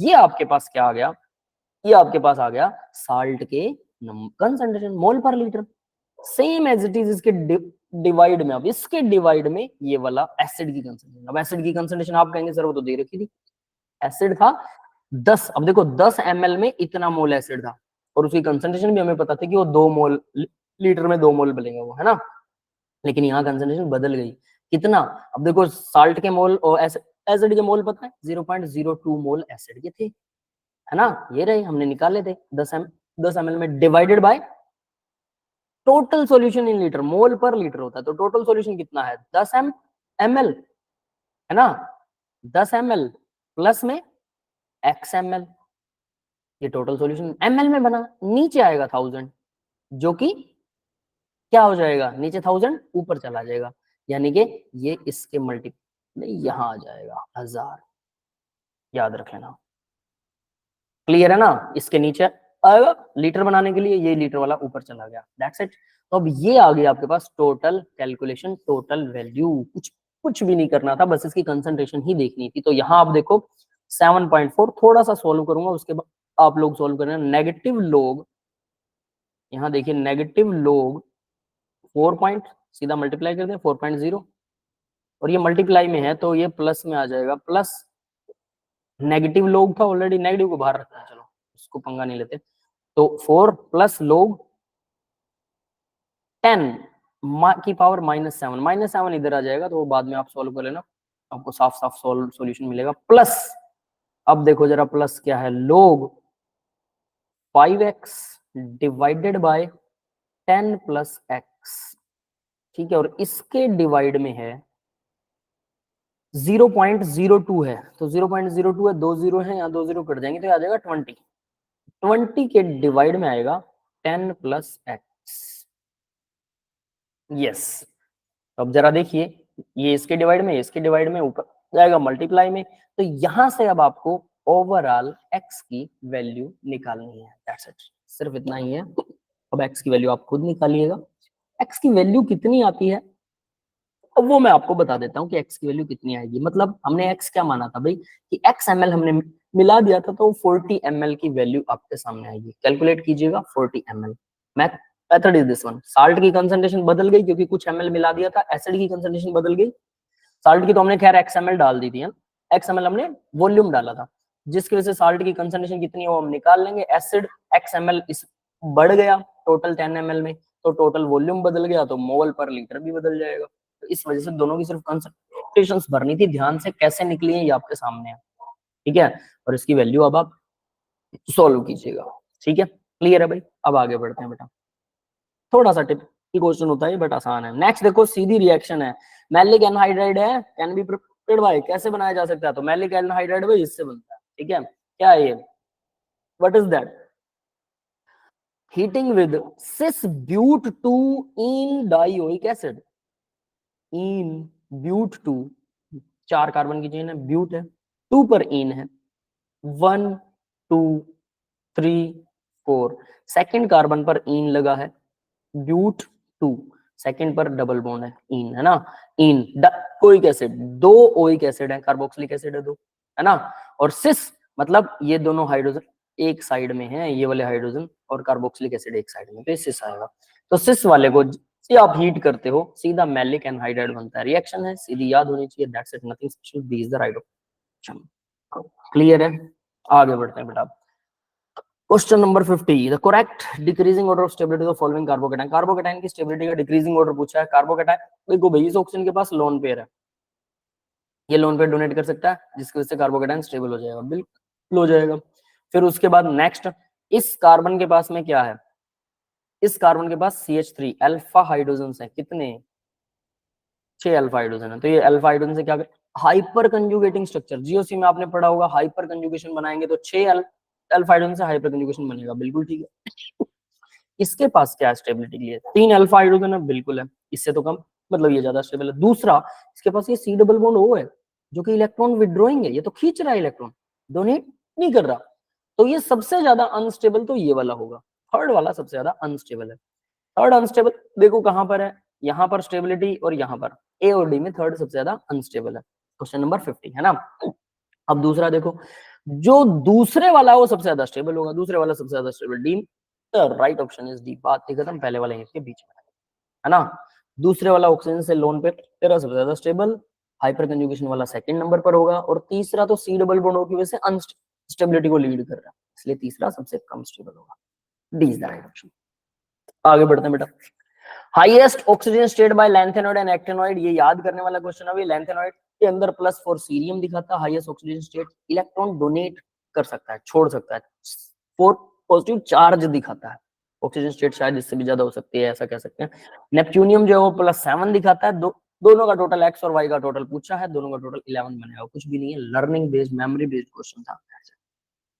नेक्स्ट देखिए, हाँ ये बड़ा इंटरेस्टिंग क्वेश्चन है, देखो भाई फ्रीजिंग पॉइंट दे रखा है 0.01 मोलर एक्वा सॉल्यूशन का, कोबाल्ट 3 है, ब्रोमाइड अमोनिया कॉम्प्लेक्स है, ठीक है, और वो बोल रहा है बिहेव एज स्ट्रॉन्ग इलेक्ट्रोलाइट, इतना डिग्री, तो भाई ये मोलैरिटी दे रखी है, मोलैलिटी, m की वैल्यू दे रखी है, मोलैलिटी दे रखी है 0.01, डेल्टा टी फ्रीजिंग पॉइंट के अंदर चेंज है, डेल्टा टीएफ है, डेल्टा टीएफ की वैल्यू कितनी दे रखी है, माइनस में इतना, जीरो में से हम इसको माइनस करेंगे, माइनस माइनस प्लस हो जाएगा, यानी कि चेंज निकालेंगे तो जीरो में से माइनस करने पर 0.0557 डिग्री पॉजिटिव हो जाएगा। डिग्री सेल्सियस या केल्विन एक ही बात है, क्योंकि जब हम डेल्टा निकालते हैं, मैंने ये भी बताया था आपको सॉल्यूशन वाले लेसन में, जब चेंज निकालते हैं डिग्री सेल्सियस में से डिग्री सेल्सियस को माइनस कर लो जो वैल्यू आएगी, केल्विन में से केल्विन को माइनस कर लो जो वैल्यू आएगी, सेम होती है वो। तो इसको आप डेल्टा टीएफ को डिग्री सेल्सियस भी लिख सकते हो, केल्विन भी लिख सकते हो, हमें क्या चाहिए, केल्विन, तो हम इसे केल्विन लिखेंगे, ठीक है। इसको केल्विन मत बनाने बैठ जाना, वहीं आप कहोगे डिग्री सेल्सियस में चेंज दे रखा है, ये अपने आप केल्विन ही होता है, एक ही बात है, कुछ भी कह लो इसे, ठीक है, ये मैं पहले भी आपको बता चुका हूँ। The number of bromide in the coordination sulphuro complex KF दे रखा है 1.86 होता है, तो भाई सीधी सी बात है, डेल्टा टीएफ की वैल्यू क्या होती है, आई, जितने वो टूट रहे हैं, ये तो हमें पता होना चाहिए कि आयन कितने टूटेंगे, आई इंटू के एफ इंटू एम, मोलैलिटी दे रही है, के एफ दे रखा है, टी एफ दे रखा है, सब कुछ तो दे रखा है, तो टी डेल्टा टी एफ की वैल्यू कितनी है, डेल्टा टी एफ 0.0557, आई की वैल्यू निकालनी है, आई निकाल रहे हैं से, मल्टीप्लाई में क्या आएगा, मल्टीप्लाई में आ जाएगा के एफ की वैल्यू 1.86 उसने दी हुई है, मल्टीप्लाई में मोलैलिटी 0.01, ये मोलैलिटी है, तो यहाँ आई के लिए सोल्व करेंगे, अप्रोक्सीमेट आंसर निकालो, दैट इज 3। इसका मतलब इस कॉम्प्लेक्स के 3 टुकड़े होंगे पक्के तौर पर, 3 आयनिक फॉर्म में कॉम्प्लेक्स बनेगा, तो 3 आयनिक फॉर्म में अगर ये कॉम्प्लेक्स बन रहा है तो ये कॉम्प्लेक्स क्या हो सकता है, कोबाल्ट पर 3 पॉजिटिव है, याद रखना, कोबाल्ट पर 3 पॉजिटिव, उसके अलावा वो क्या कह रहा है, कह रहा है ब्रोमीन और अमोनिया कॉम्प्लेक्स है, तो कम से कम एक अमोनिया तो अंदर होगा ही होगा, ठीक है, एक अमोनिया अंदर लगा मैंने, उसके बाद में ब्रोमीन, तो ब्रोमीन जो है वो तीनों के तीनों ब्रोमीन बाहर हो सकते हैं, बिल्कुल हो सकते हैं, इससे क्या होगा, ध्यान से देना, ये अब आंसर निकलेगा हमारा, 3 ब्रोमीन बाहर है तो 3 तो ये हो गए और चौथा ये पॉजिटिव आयन बन गया 3 पॉजिटिव, तो 4 आयन बन गए, मेरे को 4 नहीं बनाने हैं, आई की वैल्यू तो 3 है, 3 आयन बनाने, मतलब 3 ब्रोमीन बाहर नहीं है, 2 ब्रोमीन बाहर है। अब जरा ध्यान देना कि एक ब्रोमीन अंदर होना चाहिए, ब्रोमीन पर 1 नेगेटिव, जिसकी वजह से कॉम्प्लेक्स पर आएगा 2 पॉजिटिव, और 2 ब्रोमीन बाहर होने चाहिए। अब 2 ब्रोमीन मतलब 2 ब्रोमीन के तो टुकड़े बनेंगे, bromine negative plus bromine negative, और प्लस में एक कॉम्प्लेक्स, ये पूरा कॉम्प्लेक्स 2 पॉजिटिव, तो टोटल कितने आ जाएंगे, यानी कि ये 3 टुकड़े बन जाएंगे, तो यानी ये टोटल आयन कितने होंगे, ये आयन जो है वो 3 बन जाएंगे, यानी कॉम्प्लेक्स का फॉर्मूला क्या होना चाहिए, कॉम्प्लेक्स का फॉर्मूला तो ये होना चाहिए, that's it, formula should be, तो hence the formula should be CONH35, तो यहाँ NH3 सॉरी कितने लगेंगे भाई, 3 पॉजिटिव है, ये 6 वाला बनाता है, यहाँ 5 भी लगेगा, है ना, टोटल 6 आयन हमें जोड़ने हैं, टोटल 6, तो CONH35 ये NH3 है, ये 5 लगेंगे, ब्रोमीन, और यहाँ ब्रैकेट बंद हो जाएगी और 2 ब्रोमीन बाहर है, that is the right option, है ना, थोड़ा ट्रिकी था, आंसर बड़ा आसानी से निकल रहा था कि पहले आई निकाल लो, जितने टुकड़े होते हैं उसके फिर वो टुकड़ों के वजह से मॉलिक्यूल का फॉर्मूला लगा लो, है ना, सिंपल क्वेश्चन, ये सबसे आसान है भाई, प्लेटिनम है, ठीक है, ज्योमेट्री दिखा रखी है इसकी, स्क्वायर कॉम्प्लेक्स बनाता है प्लेटिनम, प्लेटिनम अमोनिया, अमोनिया के साथ में NH2OH लगा रखा है, PY लगा रखा है, Cl लगा रखा है, 4 चीजें लगा रखी है, तो ABCD में ज्योमेट्रिकल आइसोमर कितने बनते हैं भाई, ABCD सीधा कर दिया, ABCD को कॉम्प्लेक्स, मतलब यहाँ से C और D ऐसे घुमा दिया जेड फॉर्म में, देखो याद करने का तरीका होता है, C बना लो ऐसे, C बना लो या ऐसे, उल्टा C या सीधा C, फिर उसके बाद ABCD जेड बनाओ, है ना, फिर उसके बाद ABCD क्रॉसिंग में, क्रॉस वाला ऐसा ऐसे करके, ऐसे कैसे भी क्रॉस बना सकते हो, तो ये आपको क्रॉस ABCD, ए से स्टार्ट हो, पेन नहीं उठाना, ऐसे करके, यानी कि एक तो C बनाना है, ऐसा बना लो, ऐसा बना लो, दूसरा जेड बनाना है, तीसरा क्या बनाना है, तीसरा ऐसे करके ऐसे बनाना है, ये 3 ही बनते हैं, याद करने का तरीका ये है, अगर आप ऐसे समझ जाएंगे बहुत बढ़िया रहेगा, यानी ये बन रहा है C, ये बन रहा है जेड, स्क्वायर प्लेनम में ये इतने ही बनते हैं, अब ये रट्टा मारने का तरीका लगा लो या कुछ भी है ट्रिक लगा लो, ये 3 बनते हैं, तो 3 आइसोमर बनते हैं, that's it, yes, clear to everyone ना, रट्टा लगाइए और कुछ नहीं, मेमोरी बेस्ड। नेक्स्ट क्वेश्चन देखो भाई, फॉर ए सर्टेन रिएक्शन ए से जी बन रहा है, हाफ लाइफ दे रखी है, अब ये क्वेश्चन ना थोड़ा सा आप कह सकते हैं इंपोर्टेंट भी है, ट्रिकी भी है, और इसमें खुद बनाना है सब कुछ, थोड़ा मुश्किल हो सकता है, ऐसे क्वेश्चन एडवांस लेवल पर आते हैं, ठीक है, बिल्कुल एडवांस लेवल पर आते हैं, इसमें थोड़ा और जोड़ तोड़ कर देंगे, एडवांस लेवल बन जाएगा। लेकिन अगर आपको ये नहीं डेरिवेशन करना चाहते, सीधा फॉर्मूला कर रखे हैं, ये रिएक्शन बनेगी हाफ ऑर्डर। अब हाफ ऑर्डर तो हमने किया नहीं, हमने तो किया zero order, first order, second third order वाले हमने फॉर्मूले यूनिवर्सल फॉर्मूला भी देख लिया, लेकिन हमने हाफ ऑर्डर तो की नहीं, तो क्या करें, कुछ नहीं करना, हाफ ऑर्डर करियो नहीं करियो, ये तो खुद बनाना पड़ेगा ऑन द स्पॉट। वो हाफ थोड़ा पूछेगा, 1.5 पूछ लिया तो तब क्या करेंगे, तो इसलिए वो कुछ भी पूछ सकता है। तो ऐसे फॉर्मूला खुद वहां ऑन द स्पॉट बनाने पड़ते हैं, तो हम यहाँ पर on the spot he formula बनाने वाले हैं। ए से बी बन रहा है, ठीक है। अब ये डेरिवेशन टाइप है, यहाँ पर डेरिवेशन काम आती है, लेकिन ये डेरिवेशन वो नहीं है जो हम जनरली करते हैं, ये उससे अलग है। तो भाई ये कैसे पता लगेगा, ये कुछ नहीं पता लगना, ये तो मौके पर सीधा किया जाता है क्वेश्चन। तो ऐसे क्वेश्चंस के लिए लीव कर दो, कोई बात नहीं है, एक आधा क्वेश्चन आपको, इसमें 10 क्वेश्चन आते हैं जो खुद आंसर देने हो तो उसमें 5 करने होते हैं, लीव कर सकते हैं बड़े आराम से। फिर भी ये क्वेश्चन यहाँ पर समझ लीजिए, ताकि आगे कभी आए तो कोशिश करो, और टाइम हो आपके पास और आप कोशिश करो तो सॉल्व हो जाएगा, याद कर लीजिए। तो देखो क्या है, उसने बोला प्रेशर है 0.1 एटमोस्फेरिक और 0.025 एटमोस्फेरिक, हाफ टाइम जो था उसका 100 और 50 मिनट या सेकंड कुछ भी मान लो, ये हाफ टाइम हो जाता है अगर ये प्रेशर, इनिशियल प्रेशर इतना था। तो हमने मान लिया कि let order of reaction X है, और वो बोल रहा है ऑर्डर ऑफ रिएक्शन एन हो तो फाइंड 4m, मतलब ऑर्डर को 4 से मल्टीप्लाई भी कर देना, ठीक है, ये मत भूलना 4 से मल्टीप्लाई अगर ऑर्डर निकला है। तो हम क्या बोलते हैं, देखो सिंपल, डीए बाय dt है ना, ये ए है, इसकी कंसंट्रेशन घटेगी, माइनस में क्या आएगा, ए इंटू ए की पावर एक्स, ये हमने डिराइव कर लिया। तो सिंपल है ये, तो हम सबसे पहले यही स्टेप करते होते हैं माइनस का। अब क्या करें, डी ए को इधर ले आओ, डी ए डिवाइडेड बाय ए की कंसंट्रेशन, और एक्स है इक्वल आ गया के डी टी, है ना, तो माइनस को भी मैं इधर ले आया, के डी टी आ गया, इंटीग्रेशन कर दो। अब इनका इंटीग्रेशन करते हैं, तो इंटीग्रेशन के बाद में आपके पास वैल्यू क्या आ जाती है ना, फिर इंटीग्रेशन के बाद इसने क्या कहा, लिमिट भी दे रखी है भाई, ए नोट से ए नोट बाय 2 की लिमिट और टाइम की लिमिट 0 टू टी। जब इस सबको सॉल्व करेंगे, और आप नॉन मेडिकल के स्टूडेंट डेफिनेटली ये सबको सॉल्व करना आता होगा, है ना, ये लिमिट्स दे रखे हैं, डायरेक्टली पहले इंटीग्रेशन करो, इंटीग्रेशन के बाद में लिमिट भर दो। तो टाइम की लिमिट तो सीधा, ये तो केडीटी बन जाएगा, सीधा सीधा केटी बन जाएगा। इसका इंटीग्रेशन करते हैं, तो इंटीग्रेशन के अंदर क्या करते हैं, एक्स माइनस एक्स में से वो ये वैल्यू माइनस एक्स प्लस 1 हो जाएगी, है ना, कैसे, चल इसको ऊपर लेके आते हैं, डी ए और ए की पावर माइनस एक्स कर दे, मल्टीप्लाई में, ठीक है। अब इसका इंटीग्रेशन करेंगे, ये आपको सबको पता है, इसका इंटीग्रेशन तो सीधा नेगेटिव के टी आ गया, बात ही खत्म है, क्योंकि टी जो इसके साथ कुछ लगा ही नहीं हुआ, तो पोटेशियम, ये के जो है, सॉरी पोटेशियम बोल रहा हूँ, के जो है वो तो कांस्टेंट है, और डी का तो टी ही होता है, आपको पता है, इसके साथ कुछ है ही नहीं, डेरिवेटिव तो सीधा बनेगा। अब ये देखो इसमें क्या करते हैं, फॉर्मूला याद होगा सबको इंटीग्रेशन का, है ना, -1 कर देते हैं। तो यहाँ पर आपके पास में सीधा इसके इंटीग्रेशन के बाद x-1 आ जाएगा ये, तो इसके इंटीग्रेशन के बाद आपको फिर इसकी लिमिट भरनी है फर्दर, और लिमिट भरने के बाद ये वैल्यू आ जाती है। अब मैं सारा इंटीग्रेशन नहीं बता रहा हूँ आपको, सीधी सी बात है। तो लिमिट भरने के बाद आपके पास आफ्टर फिलिंग लिमिट, लिमिट को फिल करेंगे, मैथमेटिक्स आपको डेफिनेटली काफी अच्छा आता होगा लिमिट्स में, तो है ना, सिंपल है ये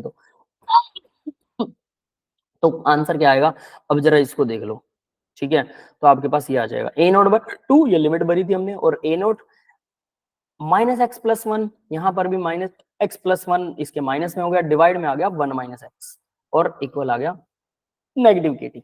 ये आपके पास एक सॉल्यूशन आ गया।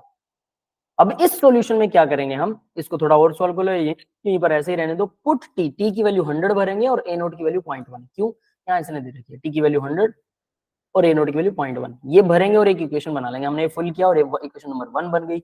सेम एज इट इज जो प्रेशर है उसकी वैल्यू जो है, ए नोट की वैल्यू 0.05 और टी की वैल्यू, टी हाफ की वैल्यू 50 भरेंगे, दूसरी इक्वेशन टी हाफ की वैल्यू 50 पुटिंग द वैल्यू, है ना, ये दूसरी इक्वेशन है। जब इसको भरेंगे तो इक्वेशन नंबर 2 आ गई, दोनों इक्वेशंस को डिवाइड कर देंगे, डिवाइडिंग बाय बोथ इक्वेशन, क्योंकि इससे सॉल्यूशन तो मिलने वाला नहीं हमें, हमें तो x निकालना है। तो जब इन दोनों को डिवाइड करेंगे काफी कुछ कट जाएगा, हमारे पास वैल्यू आएगी x की 0.5, यानी हाफ ऑर्डर रिएक्शन थी, 4n की वैल्यू निकालनी थी, n निकल गया 0.5, तो 4n आ गया 2, 2 is the right option. Yes, I think ये वाला क्वेश्चन क्लियर हो गया होगा, आंसर हमें खुद निकालना था। क्या करना है सर, इंटीग्रेशन करना है D A by D T के ए की पावर एक्स मान के एक्स की वैल्यू निकाल लो, ठीक है, इंटीग्रेशन कर ए दोनों वैल्यूज में फिल करो और फिर आंसर निकालना है। थोड़ा सा टिपिकल लगेगा, आप लोगों ने ये पहले नहीं किया होगा ऐसा क्वेश्चन, ऑन द स्पॉट बनाने पड़ते हैं, यानी आपका मैथमेटिक्स जो यूज करना वो यहाँ होगा, केमिस्ट्री जो यूज करनी है वो भी यहाँ होगी, उनके फॉर्मूलाज भी। तो हाफ ऑर्डर तो कभी आती नहीं है पेपर में, लेकिन हाफ ऑर्डर डिराइव करने आ जाती है ना, तो कोई दिक्कत नहीं है। अगर ऐसे क्वेश्चन छोड़ रहे हो, टाइम लग रहा है या गलती होने की अगर प्रोबेबिलिटी लग रही है, तो याद रखना ऐसे क्वेश्चन छोड़ने में फायदा है ना। नो वरी, आगे बढ़ते हैं।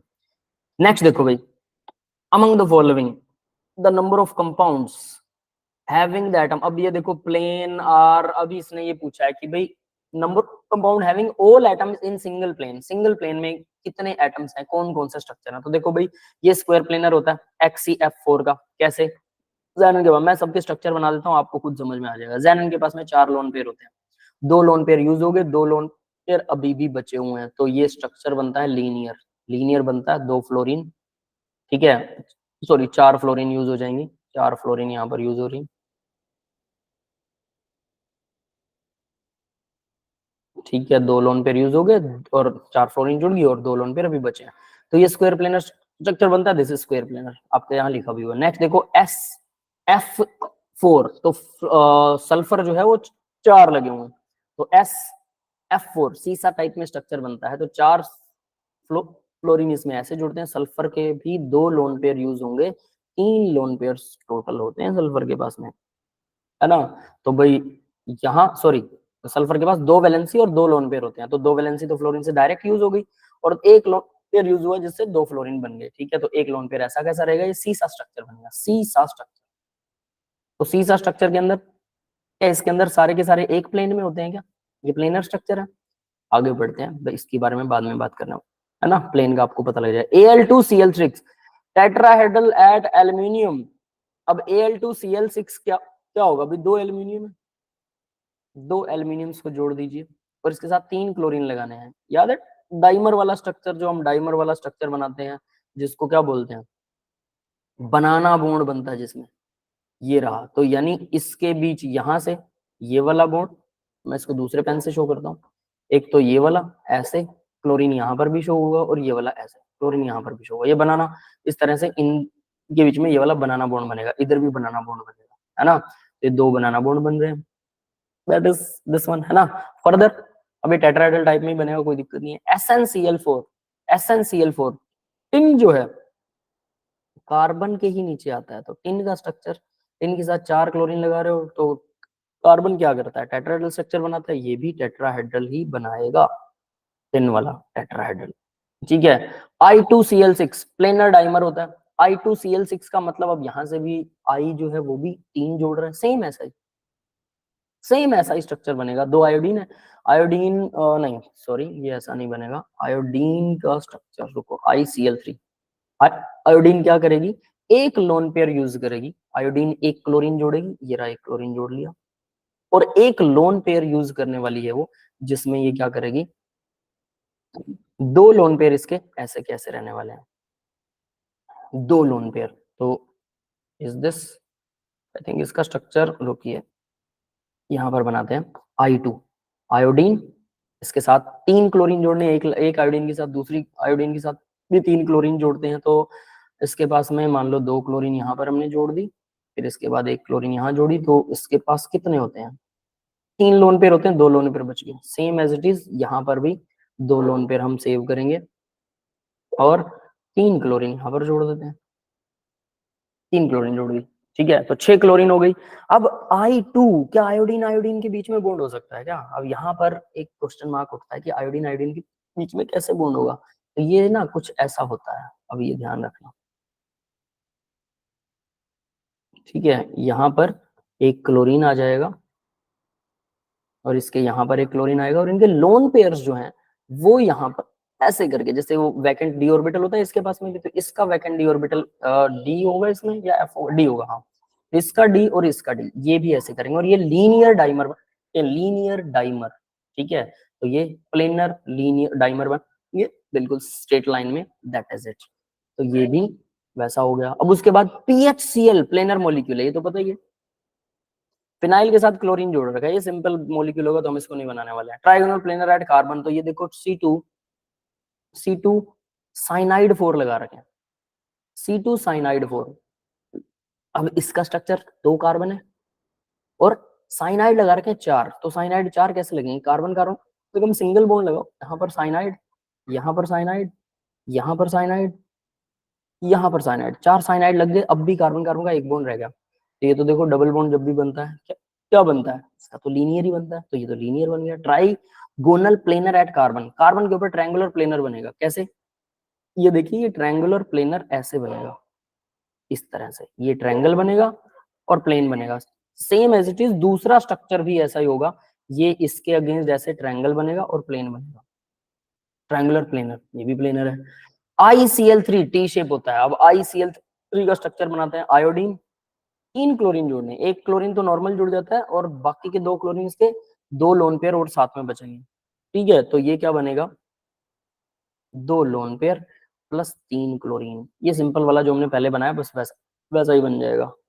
क्या होगा, ट्राइएंगुलर प्लेनर बन गया, ट्राइएंगुलर प्लेनर, ठीक है। इसको टी शेप बोलेंगे क्या, नहीं ये तो टी शेप बोल रहा है। ICl3 लोन पेयर कहां पर होते हैं भाई, लोन, ठीक है, ये गलत स्ट्रक्चर बनाया हमने, यस। देखिए अब जरा याद रखना इंपॉर्टेंट चीजें इसके अंदर, जो लोन पेयर्स होते हैं वो हमेशा वो एक्सियल पर ट्राइएंगुलर उसमें के अंदर होंगे, ट्रायंगुलर उसमें, तो 2 लोन पेयर ट्रायंगुलर शेप के अंदर होंगे, एक क्लोरीन यहाँ पर जुड़ेगा और दोनों क्लोरीन यहाँ जुड़ेंगे, एक यहाँ और एक यहाँ, क्या बन गया, ये बन गया टी शेप, ये स्ट्रक्चर टी शेप है। अब मैंने पहले जो बनाया था, अब उसमें और उसमें क्या फर्क है, मैंने यहाँ पर लोन पेयर लगा दिए थे, 2 लोन पेयर जो ऊपर हैं वो 3 क्लोरीन्स को रिपेल करेंगे, और यहाँ क्या हो रहा है देखो, यहाँ 2 लोन पेयर सिर्फ 2 क्लोरीन को रिपेल कर रहे हैं। मिनिमम रिपल्शन मैक्सिमम स्टेबिलिटी का रूल है, इसलिए this will be the right structure. समझ गए, ऐसी गलती आपसे नहीं होनी चाहिए। फिर उसके बाद में PCl5 है, ट्राइगोनल पिरामिडल होता है भाई, 5 क्लोरीन जोड़ने हैं सीधे सीधे, तो देखो PCl5 का स्ट्रक्चर बनाते हैं, 5 क्लोरीन डायरेक्टली जोड़ने हैं, ट्राइएंगुलर पिरामिडल। सारे स्ट्रक्चर आपको डिफाइन कर रहा हूँ, थोड़ा सा टाइम इसलिए लग रहा है, वरना ये क्वेश्चन आसान है। ये ट्रायंगल बना और ऊपर नीचे पिरामिडल बन गया है ना, तो ट्रायंगुलर पिरामिडल ये भी क्लियर हो गया। तो इसमें देखो कौन कौन से ऐसे स्ट्रक्चर हैं जो प्लेनर हैं, XeF4 ये वाला प्लेनर है, चारों क्लोरीन प्लेन में है, ठीक है। तो दिस वन हम इनको अलग अलग मार्क करते हैं, this one planar planar. Next देखो I2Cl6 तो खुद यहाँ हमने बताया था I2Cl6 ये भी प्लेनर होगा, डाइमर है, प्लेनर होगा। नेक्स्ट H2 ये कार्बन कार्बन CH2, ये कौन सा स्ट्रक्चर था भाई, हमने कुछ मिस कर दिया, हाँ एक ही स्ट्रक्चर मिक्स कर दिया ना, ये तो सीधा सीधा ये भी प्लेनर ही होगा, ये आपको पता ही है। CH2C कर double bond double bond double bond, जहां भी डबल बॉन्ड आएगा वहां कार्बन प्लेनर स्ट्रक्चर ही बनाता है, बिल्कुल सही है। नेक्स्ट वाले में ये भी प्लेनर होता है, बेंजीन के साथ कुछ भी जोड़ोगे प्लेनर ही बनेगा, ठीक है, बड़ा मॉलिक्यूल नहीं होना चाहिए बस। C2 साइनाइड 6 इसका स्ट्रक्चर भी हमने बनाया, C2 साइनाइड 4 का, है ना, ये भी प्लेनर है।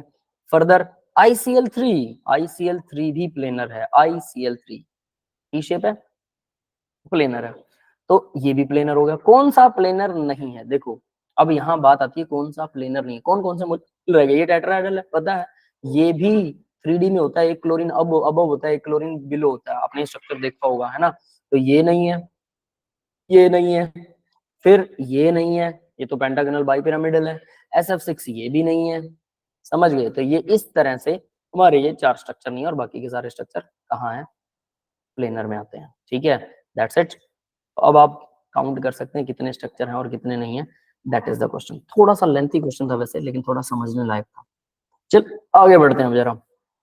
56 क्वेश्चन नंबर है, molar conductivity of the solution weak acid HX की 10 times smaller than that of the molar weak solution, इसकी इससे 10 गुना जो है वो कम है मोलर कंडक्टिविटी, इसी से हमारा आंसर आएगा HY की से, इसकी मोलैरिटी दे रखी है, इसकी मोलैरिटी दे रखी है, ठीक है, और ये 10 गुना कम स्मॉलर है, और ये कह रहा है lambda limiting molar conductivity X negative और Y नेगेटिव की लगभग बराबर है। डिफरेंस इन देयर pKa की वैल्यूज के अंदर, और ठीक है, वो कितना है pKa और pKhx और pKhy, इन दोनों का डिफरेंस निकालना है। Degree of dissociation both acids की 1 से बहुत कम है, ये इसने क्वेश्चन दिया है। ध्यान देना, पीएच भी घुसा दिया, पीके इक्विलिब्रियम भी कुछ कुछ घुसा रहा है, प्लस मोलर कंडक्टिविटी मिला के एडवांस टाइप क्वेश्चन है, ठीक है। It's not a simple question, थोड़ा लेंथी हो सकता है, समझ आए समझिए, याद कीजिए। अगर ऐसे क्वेश्चन यहाँ आते हैं तो उसको लीव कर सकते हैं, लेकिन एडवांस लेवल के हिसाब से आपको ये करना चाहिए, है ना। चलिए देखते हैं, क्योंकि इसने लिमिटिंग मोलर कंडक्टिविटी बराबर दी है, तो मैं कह सकता हूँ एक्स एच की limiting molar conductivity H positive plus H x, देखो मैं एच एक्स एसिड को बात कर रहा हूँ, एच एक्स एसिड की, और एक एच वाई एसिड था, क्योंकि एच की तो लिमिटिंग मोलर कंडक्टिविटी सेम ही रहेगी, आयन है। एच एक्स और एच वाई की इसने बराबर कर रखी है, खुद ही बोला ये लगभग बराबर है, एच एक्स और एच वाई ये देखिए ये दोनों इक्वल दे रखे हैं, तो क्या करूं मैं, लिमिटिंग मोलर कंडक्टिविटी दोनों की इक्वल कर सकता हूं, तो देखो limiting molar conductivity H x और एच वाई वाले एसिड्स की इक्वल आ गई, एक तो इसने दे रखी है इक्वेशन। अगर लिमिटिंग मोलर कंडक्टिविटी दोनों की इक्वल है, मुझे पता molar conductivity divided by limiting molar conductivity alpha होता है, ये भी आप लोगों को फॉर्मूला याद होना चाहिए, अल्फा की वैल्यू यहां से निकालेंगे। तो मोलर कंडक्टिविटी एच एक्स क्या होगा भाई, मोलर कंडक्टिविटी निकालना चाहूं तो ये लिमिटिंग मोलर कंडक्टिविटी अल्फा से मल्टीप्लाई कर दूं, इस फॉर्मूले से ये आ गया, limiting molar conductivity of H x जो है वो लैम्डा नोट यानी limiting molar conductivity of H x multiply में अल्फा वन, ये मैं अल्फा वन मान लेता हूँ, एक को दूसरे वाले को अल्फा टू मान लेता हूँ, मतलब मैंने लिमिटिंग मोलर कंडक्टिविटी और मोलर कंडक्टिविटी डिवाइड से अल्फा आता है, और उसकी हेल्प से मैंने क्या निकाल लिया, उसकी हेल्प से मैंने दोनों की मोलर कंडक्टिविटी निकाल ली, एच एक्स और एच वाई की, दोनों की मोलर कंडक्टिविटी आ गया। मोलर कंडक्टिविटी से हमें क्या लेना था भाई, अल्फा यहाँ पर डिग्री ऑफ डिसोसिएशन है आपको पता है। अब उसने क्या बताया, ये दोनों तुमने शो कर निकाल ली ना, लेकिन वो तो कह रहा था कि एच वाई की एच एक्स से 10 गुना है, बस इन दोनों की वैल्यूज को आपस में भर के बराबर कर दो 10 गुना। Limiting molar conductivity H X वाली अल्फा टू मल्टीप्लाई में limiting molar conductivity H Y वाली अल्फा और एच एक्स, ये एच एक्स वाली एच वाई वाली है, अल्फा टू और अल्फा वन दोनों को मल्टीप्लाई कर दो, यहाँ से अल्फा वन और अल्फा टू के बीच में आपको रिलेशन पता लग, एक जो है वो दूसरे से 10 गुना ज्यादा टूट रहा है, सीधी सी बात है, उसका डिग्री ऑफ डिसोसिएशन दूसरे से 10 गुना ज्यादा है, इक्वेशन नंबर 2 बन गई, इक्वेशन नंबर 2। अब के ए क्या होता है, क्योंकि ये H x simple simple H x की बात कर रहा है, इसका मतलब पक्के तौर पर एच पॉजिटिव और प्लस में एक्स नेगेटिव, ऐसा ही कंपाउंड है, यानी कि दो ही आयन बनेंगे, तो इसके लिए सीधा फॉर्मूला है डाई आयनिक के लिए, अगर तीन आयनिक बनते तो बनाना पड़ता है ना। के क्या होता है, C alpha square one minus alpha, क्योंकि उसने बोला अल्फा वन से बहुत कम है, तो मैं इस वन को लगभग ना के बराबर कर दूं, है ना, इस अल्फा को लगभग ना के बराबर नीचे वन लगा देता हूँ, तो खत्म हो गया। तो सीधा सीधा के ए जो है वो सी अल्फा स्क्वायर आ जाएगा, हमें के ए क्या ही तो रिलेशन निकालना था, तो के ए जो है वो सीधा सीधा अब हमारे पास क्या आ रहा है, के ए इक्वल सी अल्फा स्क्वायर। अब हमें अल्फा तो पता है दोनों का, ये अल्फा टू नहीं है, अल्फा स्क्वायर है, ध्यान रखना। तो के ए एच एक्स और के ए एच वाई इन दोनों का डिवाइड अब मैं करता हूं, तो ये मेरे पास के ए एच एक्स क्या आया था, 0.1, ये एक वैल्यू दे रखी उसने कितनी, 0.1, और दूसरे की 0.01, तो 0.01 डिवाइड बाय 0.1, अल्फा वन का स्क्वायर अल्फा टू का स्क्वायर इक्वल क्या आएगा, अब मैं इसको अगर सोल्व करता हूं तो ये तो इससे सोल्व हो गया, मल्टीप्लाई में अल्फा वन और alpha to square, alpha one और अल्फा टू के बीच में क्या रिलेशन निकाला था, वो 10 गुना है, सीधा सीधा 10 गुना है, सीधा बता रहा तो 1/10, एक 1 है तो दूसरा 10 है, इसका स्क्वायर आ गया।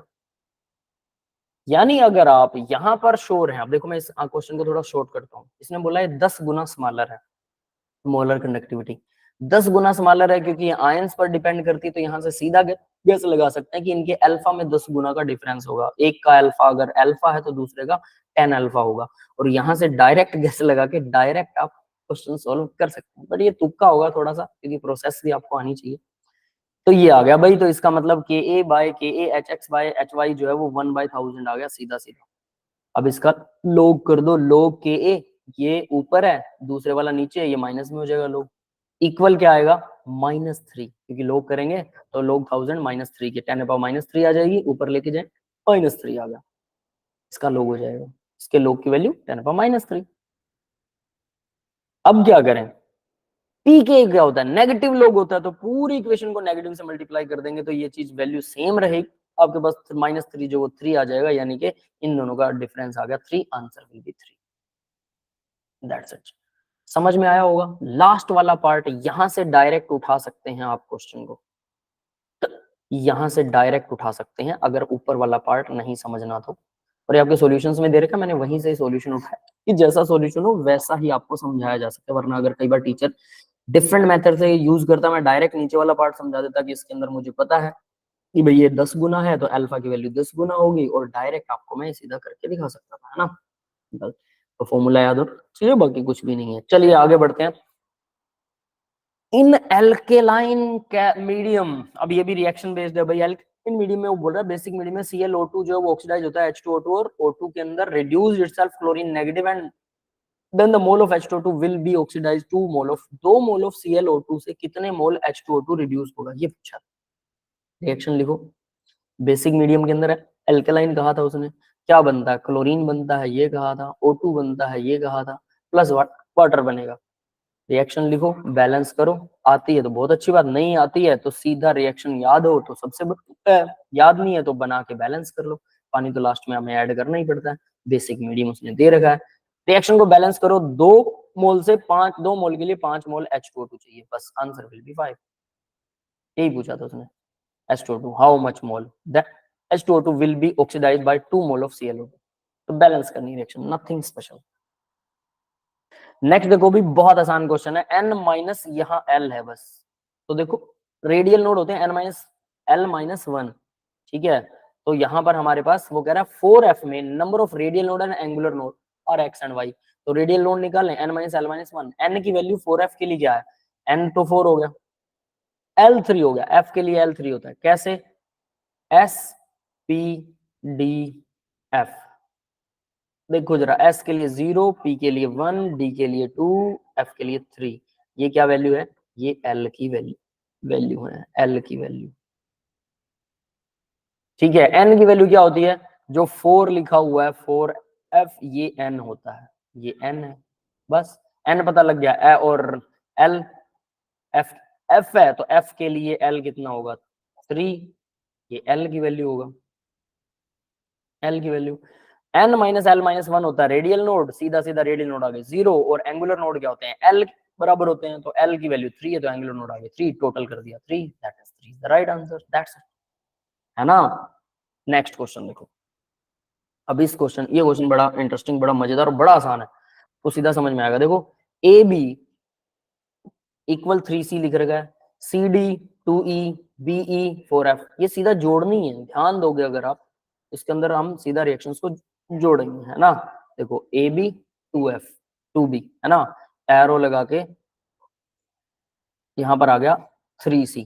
अब देखो मैं थर्ड वाली रिएक्शन को जोड़ रहा हूँ, b प्लस ई, यहाँ पर भी एरो लगा रहा हूँ, ध्यान देके आप खुद भी इसे कर सकते हैं बड़े आसानी से। अगर ये रिएक्शन नहीं हुई तो बहुत बुरी बात है, 4f आ गया।